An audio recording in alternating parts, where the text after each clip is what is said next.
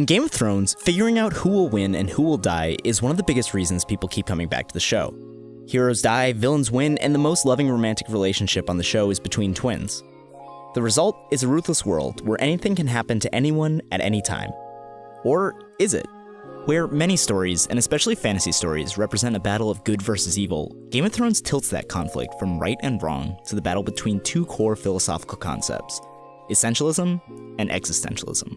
So let's talk about that, how Game of Thrones uses it to pick winners and losers. We're only going to cover this as a TV show and in the framework of what we've seen on screen, and tons of spoilers and adult content ahead. I'm Jackson, and this is Ideas at Play. Let's set the stage by talking about two characters on similar paths. In Season 4, we're introduced to Oberyn Martell, the Red Viper, an incredibly charismatic prince on a mission for justice, to avenge his sister.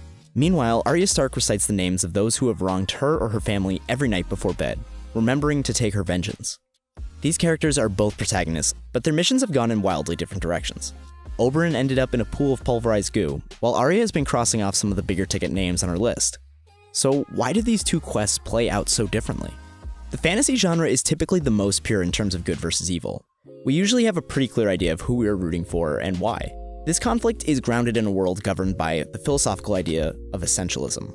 Essentialism was first fleshed out by Aristotle and since then has gone through numerous permutations, but broadly speaking, this school of thought subscribes to the idea of essence, a set of attributes that are essential to something's identity and function. You know the first thing about sword fighting?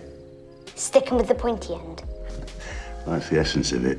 Values people and objects have an innate purpose to them, a gold standard to strive for. It's the idea that there is a way things ought to be, and it's the building block for most of our thinking on ethics. Game of Thrones is not that kind of world. It feels unethical, bordering on nihilism, and that's because the world of the show is governed by the philosophy that arose in response to essence, existentialism. Existentialism rejects essence down to its premise. Frenchman and existentialist poster boy Jean-Paul Sartre summed up his definition in 3 words: existence precedes essence. We don't exist in order to chase essence or some reason for why we exist. We exist first and make up that purpose second. And that is the one true law of Westeros. After all, we're consistently reminded that 95% of the show is pointless. Winter is coming, and with it, literal death. Even before that, the realm has been ruled by some combination of drunks or psychopaths intent on murdering their subjects. Where's the ethics in that? So instead of being governed by natural laws of right and wrong, the characters of Game of Thrones are governed by the reasons behind those actions. Namely, whether they are acting in service to some greater idea of how things ought to be, or whether they understand the fallacy of that reasoning. With Oberyn and Arya, this distinction is on full display. Oberyn doesn't just want revenge, he wants justice. He's not just trying to kill his enemies, he is serving the greater truth of righteousness, and is killed when he tries to pull out a public confession from the mountain. No, you can't die yet, you haven't confessed. In contrast, Arya takes her revenge first, with cold calculation. She doesn't need her enemies to know what's happening, it's just an added perk in their final moments. For herself, not for justice. This isn't good triumphing over evil, but it's not the opposite of that either. Our typical evaluations of good and evil are irrelevant. They both can be punished and rewarded. The name of the game is simple. Make your decisions your own, rather than for a greater truth. So many vows. Defend the king, obey the king. Protect the innocent, defend the weak. What if the king massacres the innocent? It's too much. No matter what you do, you're forsaking one vow or another.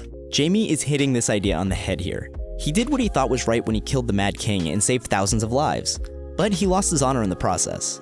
He's lived authentically while constantly finding a role for himself. A knight first without honor, and then as a commander without a sword hand. Tyrion is another master at this. He serves as an excellent hand of the king, ultimately just because he's good at it. It's who he truly is at heart. That's what I do. I drink, and I know things. He doesn't do it for his king, the people of the city, or his family. He does it because it gives him purpose. And that's the same reason why he joins Daenerys. It's an opportunity for him to do what he's good at. Littlefinger might embody this idea more than any other character. He has switched teams as they suit him, having been allied with House Stark, Arryn, Lannister, Tyrell, and Bolton at one time or another, and has built his own house and influence from nothing. He only clings to his own ambition. Do you know what the realm is? It's the 1,000 blades of Aegon's enemies. A story we agree to tell each other over and over till we forget that it's a lie. But what do we have left once we abandon the lie? Chaos. A gaping pit waiting to swallow us all. Chaos isn't a pit. Chaos is a ladder. Sansa only gains agency as she breaks away from the fairy tale that she grew up believing. Varys has come from being an enslaved eunuch to a powerful counselor. Brienne has become the greatest knight in the realm despite being constantly told she can't because she's a woman. These characters don't buy into their essential places in life, and it's for that reason that they survive. These experiences give them an understanding of what existentialists call the absurd, the search for answers in an answerless world. Those who fail to accept the absurdity of their existence are described as having bad faith. And in Game of Thrones, characters who recognize and avoid bad faith are rewarded, while characters who act for self-evident ideals die, often in ways that accentuate their bad faith. Ned dies because he holds on to the idea of rightful succession. This is a decision made in bad faith. The idea of rightful succession isn't enforced by the natural law of Westeros. It's a lie we tell ourselves. Because Ned didn't realize this until it was too late, he dies without the very honor he was trying to hold on to. His son Robb dies because he followed his heart and put his faith in love. So he meets his end at a symbol of love, a wedding. Tywin holds on to an idea of what a family should be, as opposed to what his family is. As he forces what he believed to be an essential family onto his children, he alienates them and eventually is killed by Tyrion, the very son he refused to accept right up to the bitter end. You're no son of mine. I am your son.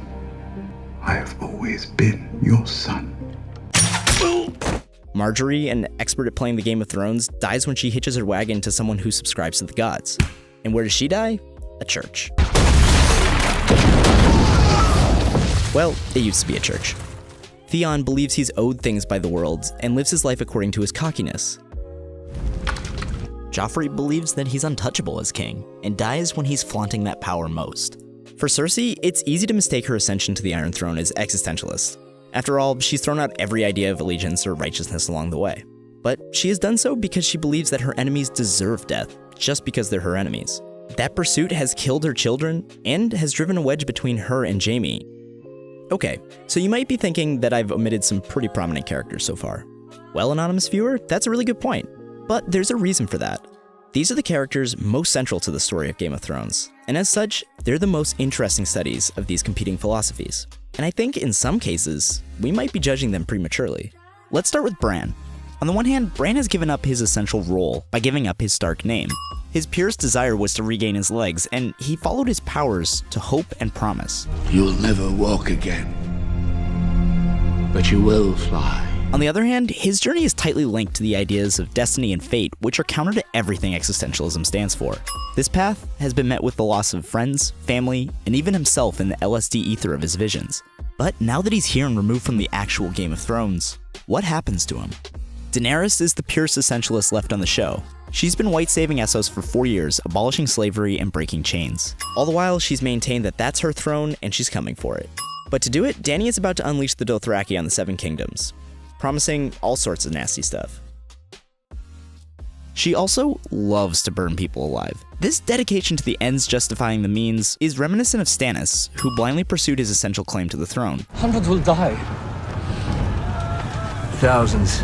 Her saving grace is her desire to depart from the paths of previous rulers, having learned the difference between conqueror and queen.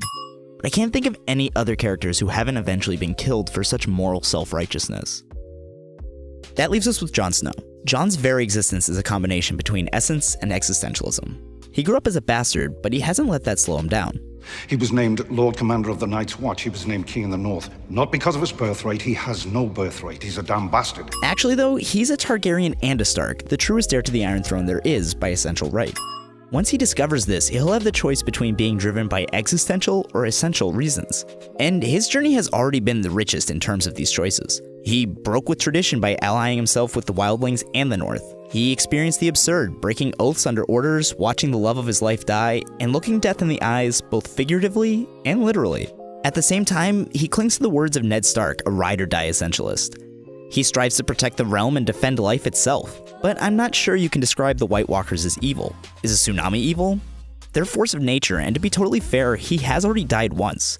So if this is an essentialist decision, has he kind of already been punished? This is why Jon is the main character of the story. He straddles the border between these two philosophies in the most interesting ways, and how he chooses between them will determine his fate in the end. The real question this leaves us with is, how do you end this story?